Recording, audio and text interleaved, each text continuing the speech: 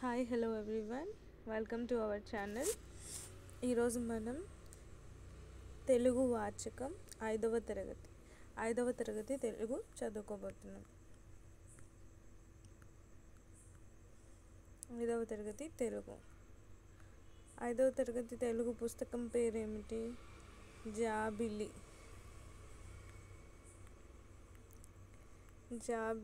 5. ఇది చాలా ఇంపార్టెంట్, తప్పకుండా గుర్తుపెట్టుకోవాలి. 5వ తరగతి తెలుగు పుస్తకం పేరు జాబిలి 5. ఓకేనా? నెక్స్ట్ మనం ఈ టెట్ ప్రిపరేషన్కి కానీ డిఎస్సి ప్రిపరేషన్కి కానీ టెక్స్ట్ బుక్లో మూలల నుంచి అన్నీ చూడాలి. సో ఇక్కడ మనకి వట్టికోట ఆళ్వార్ స్వామి మరియు పైడిమర్రి వెంకట సుబ్బారావు వీరిద్దరి గురించి ఇచ్చారు. వీరిద్దరి గురించి కూడా తెలుసుకుందాం. మొదటిగా వట్టికోట ఆళ్వార్ స్వామి. ఈయన సుప్రసిద్ధ రచయిత, సాహితీవేత్త. తొలితరం కథా రచయిత వట్టికోట ఆళ్వార్ స్వామి నల్గొండ జిల్లాలోని చెరువు మాధారంలో 1/11/1915 నాడు జన్మించారు. నిజాం పాలనకు వ్యతిరేకంగా పోరాడి జైలుకి వెళ్ళాడు. తెలంగాణ రాష్ట్రం ఏర్పడిన శుభ సందర్భంలో 2015వ సంవత్సరంలో వట్టికోట ఆళ్వార్ స్వామి శత జయంతి ఉత్సవాలు నిర్వహించారు. తెలంగాణ రాష్ట్రం ఏర్పడిన శుభ సందర్భంలో 2015వ సంవత్సరంలో ఎవరి శత జయంతి ఉత్సవాలు నిర్వహించారు అని ఒకవేళ అడిగితే మనం ఏమని చెప్పాలి? వట్టికోట ఆళ్వార్ స్వామి. వట్టికోట ఆళ్వార్ స్వామి నిజాం పాలనకు వ్యతిరేకంగా పోరాడి జైలుకి వెళ్ళాడు.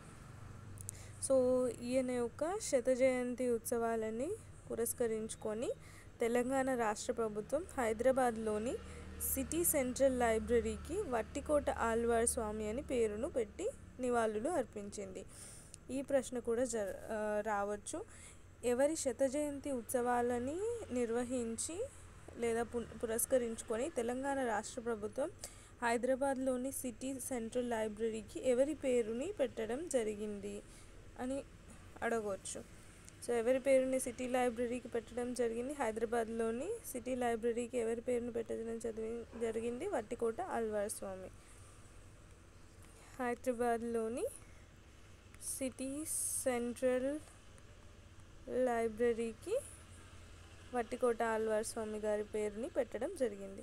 సో ఈయన 5/2/1961 నాడు మరణించాడు.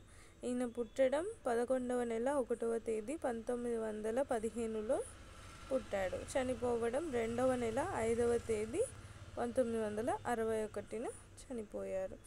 తెలంగాణలోని సాహితీ ప్రియులకు ఈయన స్ఫూర్తి కలిగించాడు. తెలంగాణ ప్రజలకు ఆరాధ్యుడు అయ్యాడు. పైడిమర్రి వెంకట సుబ్బారావు. బడి కార్యక్రమాలు ప్రార్థనలతో ప్రారంభమవుతాయి. ప్రార్థనల్లో వందే మాతరం, మన రాష్ట్ర గీతం, మన జాతీయ గీతం జనగణమన పాడతాం. ప్రతిజ్ఞ చేస్తాం. ప్రతిజ్ఞ రాసింది ఎవరో మీకు తెలుసా? పైడిమర్రి వెంకట సుబ్బారావు.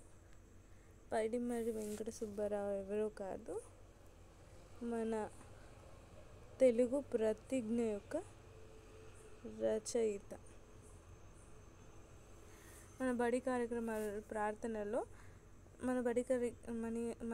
కార్యక్రమాలు ప్రార్థనతో ప్రారంభమవుతాయి. ప్రార్థనలో వందే మాతరం, మన రాష్ట్ర గీతం, జాతీయ గీతం జనగణమన పాడతాం. దాంట్లో ప్రతిజ్ఞ కూడా చేస్తాం. సో ప్రతిజ్ఞ రాసింది ఎవరు? పైడిమర్రి వెంకట సుబ్బారావు. ఈయన కూడా నల్గొండ జిల్లా అన్నెపర్తిలో 1916 జూన్ 10న పుట్టాడు. రాంబాయమ్మ, రామయ్య ఈయన అమ్మ నాన్నలు. చిన్నప్పటి నుండి దేశభక్తి ఎక్కువ. తను పుట్టిన నేల మీద గౌరవం ఎక్కువే. అలా పెరిగిన పైడిమర్రి ట్రెజరీ శాఖలో పనిచేశారు. ఈయన ట్రెజరీ శాఖలో పనిచేశారంట. విశాఖపట్నంలో పనిచేస్తున్నప్పుడు 1962లో చైనా యుద్ధం వచ్చింది. చైనా ప్రభుత్వం ఆ దేశ విద్యార్థులకు, యువకులకు దేశభక్తి కలిగించే పాఠాలు పెట్టారు. మన విద్యార్థులకు కూడా అలాంటి పాటలు ఉండాలనుకున్నాడు పైడిమర్రి వెంకట సుబ్బారావు. అందుకే ప్రతిజ్ఞ రాశాడు. పైడిమర్రి రాసిన ఈ ప్రతిజ్ఞ 1963లో ఆనాటి ప్రభుత్వం అధికారికంగా పాఠ్యపుస్తకాలలో చేర్చింది. ప్రతిరోజు ప్రార్థనలో విద్యార్థులచే చదివించాలని ఉత్తర్వులు ఇచ్చింది. కొన్ని రోజుల తర్వాత కేంద్ర ప్రభుత్వం ప్రతిజ్ఞను ఇంగ్లీష్తో పాటు భారతీయ భాషల్లోకి అనువాదం చేయించింది. జనగణమన వందే మాతరం లాగా ప్రతిజ్ఞకు కూడా అంత గుర్తింపు వచ్చింది. పాఠ్యపుస్తకాలు ఉన్నంత కాలం సుబ్బారావు పేరు నిలిచే ఉంటుంది. ట్రెజరీ అధికారిగా పనిచేసిన పైడిమర్రి 1971లో ఉద్యోగ విరమణ చేశాడు. తర్వాత హోమియో వైద్యుడిగా నల్లగొండ పట్టణంలో దవాఖానా నడిపాడు.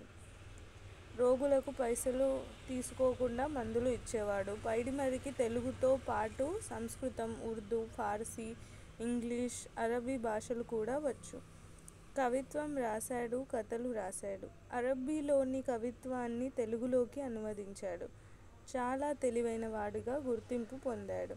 1988 ఆగస్టు 13న చనిపోయాడు. ఇంత గొప్ప మనిషి మన తెలంగాణ వాడు కావడం మనకు ఎంతో గర్వకారణం. సో ఇలా టెక్స్ట్ బుక్లో వచ్చిన ఇతర ఇన్ఫర్మేషన్ని కూడా చదువుకోవాలి. ఇక్కడ నుంచి కూడా ప్రశ్నలు వచ్చే ఛాన్స్ ఉంటుంది.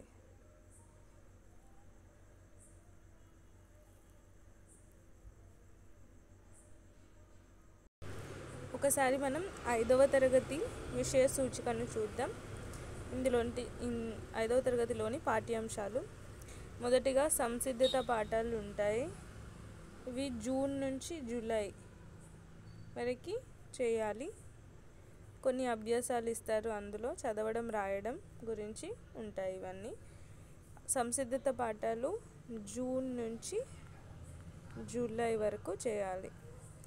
సో మనం మొదటి పాఠం 5వ తరగతిలో మొదటి పాఠం మన జెండా. ప్రతి పాఠానికి ఇతివృత్తం, ప్రక్రియ అని 2 ఉంటాయి. ఇతివృత్తం, ప్రక్రియ. మన జెండా పాఠం యొక్క ఇతివృత్తం దేశభక్తి, ప్రక్రియ గేయం. మొదటగా మనం మన జెండా పాఠాన్ని చూద్దాం. 5వ తరగతి మొదటి పాఠం మన జెండా. మనం ఇంతకుముందే చెప్పుకున్నాం, ప్రతి పాఠానికి ఇతివృత్తం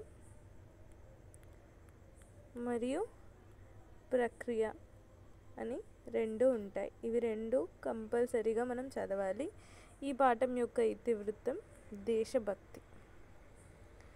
మనకి అడుగుతాడు, కింద ఇచ్చిన పాఠాలలో ఏ పాఠం యొక్క ఇతివృత్తం దేశభక్తి అని ఇచ్చి కింద 4 పాఠాల పేర్లు ఇస్తాడు. సో మనం ప్రతి పాఠం యొక్క ఇతివృత్తం మరియు ప్రక్రియ తెలుసుకోవాలి.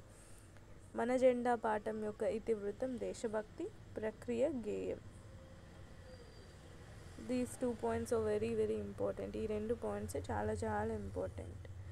మన జెండా పాఠం, ఇతివృత్తం దేశభక్తి, ప్రక్రియ గేయం. సో మొదటగా మనకి బొమ్మలు చూడండి, ఆలోచించి మాట్లాడండి అని బొమ్మలు ఇస్తారు. తర్వాత దానిపైన ప్రశ్న జవాబులు అడుగుతారు. ఉద్దేశం చదవడం కూడా చాలా చాలా ఇంపార్టెంట్. ప్రతి పాఠం యొక్క ఉద్దేశం చదవాలి. ఈ పాఠం పేరు మన జెండా, అంతే కదా? ఎస్. సో మన జెండా పాఠం యొక్క ఉద్దేశం, భారత స్వతంత్ర పోరాటంలో మన జెండా కలిగించిన చైతన్యం, ఉత్తేజం గురించి ఈ గేయంలో ఉన్నది. భారత స్వతంత్ర పోరాటంలో మన జెండా మనకి కలిగించిన చైతన్యం, ఉత్తేజం గురించి ఈ గేయంలో ఉన్నది. మన జెండా బ్రిటిష్ వారి గుండెల్లో గుబులు పుట్టించింది. హడలెత్తించిన విధం ఎటువంటిదో ఈ గేయం ద్వారా మనం తెలుసుకుంటాం. ఈ గేయం మనకి ఇవ్వడానికి గల ఉద్దేశం ఏమిటి? భారత స్వతంత్ర పోరాటంలో మన జెండా మన మన భారతదేశస్తులకు కలిగించిన చైతన్యం ఉత్తేజం ఎలాంటిది అని తెలియజెప్పడానికి, మరియు బ్రిటిష్ వారిని ఎలా గుబులు పెట్టించింది, ఏ రీతిలో హడలెత్తించింది అని మనకి తెలియజేయడానికి ఈ మన జెండా అనే పాఠాన్ని మనకి ఇవ్వడం జరిగింది. సో ఉద్దేశం కూడా నేర్చుకోవాలి. ఇక్కడ పాఠం కూడా చదువుకొని ఏమైనా ఇంపార్టెంట్ పాయింట్స్ ఉంటే వాటిని అండర్లైన్, అంటే ఇంపార్టెంట్ వర్డ్స్ కానీ ఏమైనా ఉంటే అండర్లైన్ చేసుకుందాం. శాంతి సహనం సత్యరూపమా, శౌర్యకాంతితో వెలిగిన దీపమా, నమామి భారత పతాకమా, స్మరామి త్రివర్ణ కేతనమా. కేతనం అంటే కూడా జెండా అని, సో ఇది గుర్తుపెట్టుకోవాలి. పవిత్ర భారత ధరాతలమున పరాయి పాలన మంతమునర్చి, పంజర విముక్త ఖగమ్ముల అంబరమెగిసిన స్వతంత్రమా. ఖగమ్ము అంటే పక్షి, పంజర విముక్త ఖగమ్ముల అంటే పంజరం నుంచి విముక్తి పొందిన పక్షిలాగా అంబరమెగిసిన స్వతంత్రమా. అంబరం అంటే నింగి లేదా ఆకాశం. స్వేచ్ఛా సాధన సమరంలో ముందు నడిచిన ప్రతాపమా, స్వాతంత్ర్యం మా జన్మ హక్కని గర్జించిన పర్జన్య రావమా. పర్జన్యం అంటే మేఘం. ముష్కర బ్రిటిషు మత్త గజాలని. ముష్కరులు అంటే దొంగలు, దొంగలు లేదా చెడ్డవారు అని కూడా అనొచ్చు. ముష్కర బ్రిటిషు మత్త గజాలని హడలెత్తించిన అంకుశమా, సమరావనిలో సహోదరాలికి అండగా నిలిచిన ఆయుధమా. ఇది మన పాఠం, మొదటి పాఠం, మన జెండా పాఠం. ఇందులో ఇంపార్టెంట్ పాయింట్స్ ఏంటి? ఇక్కడ కేతనం అంటే జెండా, ఖగమ్ము అంటే పక్షి, అంబరం అంటే నింగి ఆకాశం, పర్జన్యం అంటే మేఘం, దొంగలు ముష్కరులు అంటే దొంగలు. ఓకేనా? ఈ పాఠాన్ని, మన పాఠం ఏంటి? మన జెండా. మనం ఆల్రెడీ చెప్పుకున్నాం. మన పాఠం యొక్క ఇతివృత్తం దేశభక్తి, ప్రక్రియ గేయం. ఉద్దేశం కూడా మనం చదువుకున్నాం. ఉద్దేశం ఏంటి? మన జెండా మన దేశస్తులకి ఎలాంటి ఉత్తేజాన్ని, స్వతంత్ర పోరాటంలో ఎలాంటి ఉత్తేజాన్ని, ఎలాంటి చైతన్యాన్ని కలిగించిందని, మరియు స్వతంత్ర పోరాటం సమయంలో బ్రిటిష్ వారిని ఎలా హడలెత్తించింది, ఎలా గుబులు పెట్టించింది అనే విధాన్ని మనం తెలుసుకోవడానికి ఈ మన జెండా పాఠం అనేది మనకి ఇవ్వడం జరిగింది. సో ఈ పాఠాన్ని రాసింది ఎవరు? శేషం లక్ష్మీనారాయణాచార్య. మన జెండా పాఠం రాసింది ఎవరు? మన జెండా పాఠం యొక్క రచయిత శేషం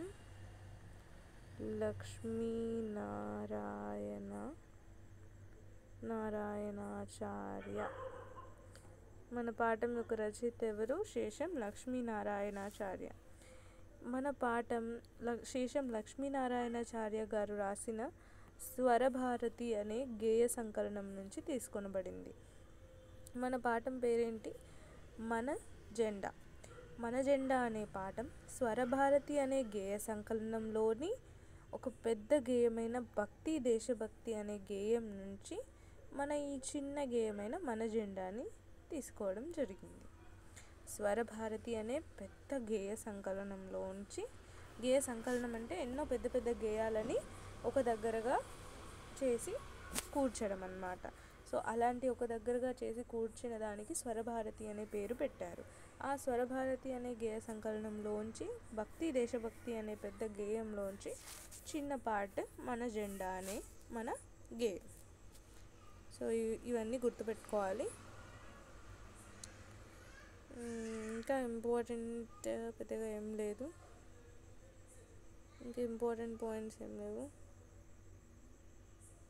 ఇక్కడ ఇచ్చింది చూడండి, త్రివర్ణ కేతనం. కేతనం అంటే అర్థాలు రాయమని అడిగారు. కేతనం అంటే ఏమిటి? జెండా లేదా పతాకం. అంబరం. అంబరం అంటే ఏమిటి? నింగి, ఆకాశం. ధరాతలం అంటే భూమి. పర్జన్యాలు అంటే మేఘాలు.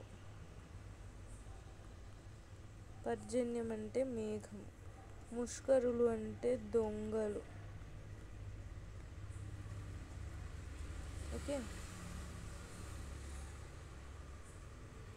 నామవాచకాలు, సర్వనామాలు, విశేషణాలు, క్రియాపదాలు ఇవి మనకు ఆల్రెడీ తెలుసు. ఇంకా పెద్ద ఇంపార్టెంట్ పాయింట్స్ ఏం లేవు ఇక్కడ. కాదంటే ఇది కూడా చదువుకోవచ్చు.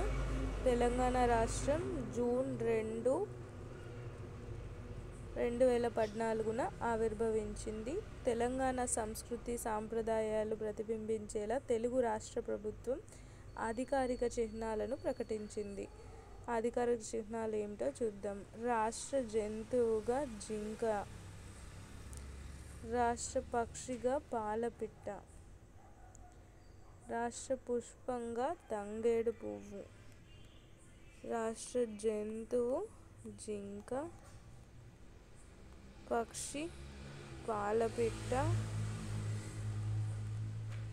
రాష్ట్ర వృక్షంగా తంగేడు రాష్ట్ర 1 minute.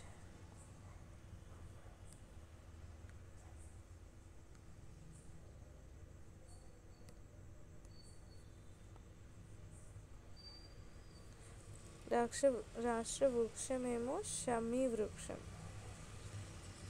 రాష్ట్ర వృక్షంగా జమ్మి చెట్టు. జమ్మి చెట్టునే షమీ వృక్షం అని కూడా అంటారు. షమీ లేదా జమ్మి. రాష్ట్ర పుష్పమేమో తంగేడు పువ్వు. సో ఇవన్నీ అధికారిక చిహ్నాలు. జింక తెలంగాణ ప్రజల యొక్క మంచితనానికి గుర్తు. మనకి ఇక్కడ క్వశ్చన్ ఇవ్వచ్చు. జింక దేనికి గుర్తు అంటే తెలంగాణ ప్రజల మంచితనానికి లేదా బేలతనానికి గుర్తు. పాలపిట్ట మనం శుభ సూచకంగా భావిస్తాం. సో ఇక్కడ కింద ఆప్షన్స్ ఇచ్చి కింది వాటిల్లో తెలంగాణ ప్రజలు దేనిని శుభ సూచకంగా భావిస్తారు అని ఇవ్వచ్చు. అందులో జింక, జమ్మి చెట్టు, పాలపిట్ట, తంగేడు పువ్వు అని 4 ఆప్షన్స్ ఇస్తే మనం ఏం పెట్టాలి? పాలపిట్టను శుభ సూచకంగా భావిస్తారు. పసుపు పచ్చగా కలకలలాడుతూ ప్రకృతికి అందం తెచ్చే తంగేడు పువ్వును బతుకమ్మను పేర్చడానికి వాడతారు. పసుపు పచ్చగా కలకలలాడుతూ ప్రకృతికి అందాన్నిచ్చే తంగేడు పువ్వుని ఎక్కడ వాడతారు? బతుకమ్మను పేర్చడానికి వాడతారు. అంతే. ఈ పాఠంలో ఇంపార్టెంట్ పాయింట్స్ ఇన్నే ఉన్నాయి. ఇంకా ఇక్కడ సరోజినీ నాయుడు గురించి కూడా ఇచ్చారు. ఇవి కూడా చూద్దాం. సరోజినీ నాయుడు 1879వ సంవత్సరం 1879వ సంవత్సరం ఫిబ్రవరి 13వ తేదీన హైదరాబాద్లో జన్మించారు. హైదరాబాద్లో ఎవరు? సరోజినీ నాయుడు. ఆమె తండ్రి అఘోరానాథ్ చట్టోపాధ్యాయ. సరోజినీ నాయుడు యొక్క తండ్రి ఎవరు? అఘోరానాథ్ చట్టోపాధ్యాయ. తల్లి పేరు వరదసుందరీ దేవి. తండ్రి పేరు అఘోరానాథ్ చట్టోపాధ్యాయ.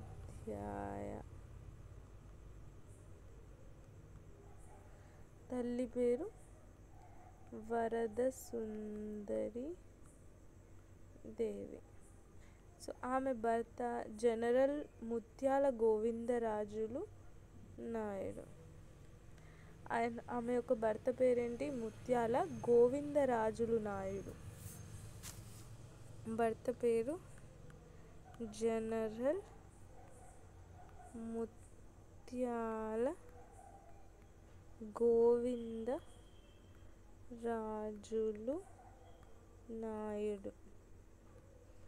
సో జనరల్ ముత్యాల గోవిందరాజులు నాయుడు ఒక సుప్రసిద్ధ వైద్యుడు, ఈజ్ ఎ డాక్టర్. సో 1915వ సంవత్సరంలో ఆమెకు మహాత్మా గాంధీతో పరిచయం ఏర్పడింది. 1915వ సంవత్సరంలో సరోజినీ నాయుడుకి మహాత్మా గాంధీతో పరిచయం ఏర్పడింది. సో 1930వ సంవత్సరంలో ఆయన పిలుపునందుకొని ఉప్పు సత్యాగ్రహంలో పాల్గొన్నారు. 1930వ సంవత్సరంలో గాంధీజీ యొక్క పిలుపునందుకొని ఉప్పు సత్యాగ్రహంలో పాల్గొన్నది సరోజినీ నాయుడు గారు. ఆమెను ఎరవాడ జైలులో నిర్బంధించారు. సరోజినీ నాయుడుని ఏ జైలులో నిర్బంధించారు అంటే ఎరవాడ జైలులో నిర్బంధించారు. సరోజినీ నాయుడుని ఏ జైలులో? ఎరవాడ జైలులో నిర్బంధించారు. అక్కడ ఆమె పూల మొక్కలకు నిత్యం నీరు పోసి వాటిని చక్కగా పెంచుతుండేది. ఆమె ఆంగ్లంలో ఎన్నో కవితలు రాసింది. సరోజినీ నాయుడు ఆంగ్లంలో ఎన్నో కవితలు రాసింది. ఆంగ్ల కవయిత్రిగా మంచి పేరు సంపాదించింది. అంతేకాక భారత కోకిల, నైటింగేల్ ఆఫ్ ఇండియా అనే పేరును కూడా సంపాదించింది. భారత కోకిల లేదా నైటింగేల్ ఆఫ్ ఇండియా అనే పేరుని ఎవరు సంపాదించారు అంటే సరోజినీ నాయుడు గారు సంపాదించారు. సో అంతే, ఇంకేమి ఇంపార్టెంట్ పాయింట్స్ లేవు. భారతదేశం నాకు పావన గంగ, సమస్త భారతం ఒక పవిత్ర భూమి అని చెప్పినది స్వామి వివేకానంద గారు. భారతదేశం ఒక పావన గంగ లాంటిది, సమస్త భారతం ఒక పవిత్రమైన భూమి అని చెప్పినది స్వామి వివేకానంద గారు. సో ఇవండి ఈ లెసన్ యొక్క ఇంపార్టెంట్ పాయింట్స్. నెక్స్ట్ వీడియోలో నెక్స్ట్ లెసన్ గురించి డిస్కస్ చేద్దాం.